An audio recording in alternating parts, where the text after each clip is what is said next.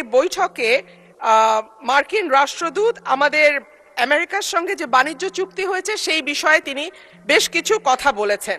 তার মধ্যে উল্লেখযোগ্য হলো দুই দেশের মধ্যে আমদানি রপ্তানির ঘাটতি, বাংলাদেশের কৃষি ও জ্বালানি পণ্য আমদানির প্রতিশ্রুতি, দেশে ব্যবসার পরিবেশ উন্নয়ন ও বিনিয়োগ আকর্ষণের জন্য নীতি সংস্কারের বিষয়গুলো মার্কিন রাষ্ট্রদূত তুলে ধরেন।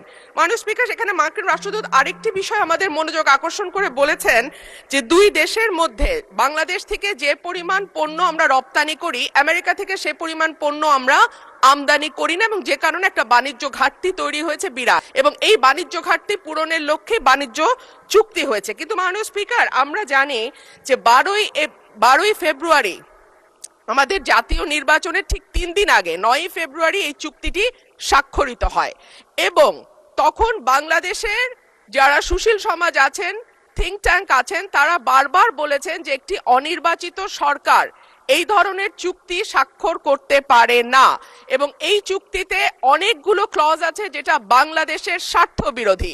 সুতরাং নির্বাচনের পরে যখন একটি নির্বাচিত সরকার আসবে তখন যেন এই চুক্তিটি স্বাক্ষরিত হয়।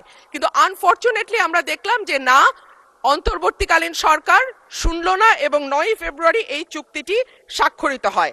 মাননীয় স্পিকার, এই চুক্তির শর্ত অনুযায়ী প্রতিযোগিতামূলক মাননীয় সদস্য, আমার বক্তব্য শুনুন।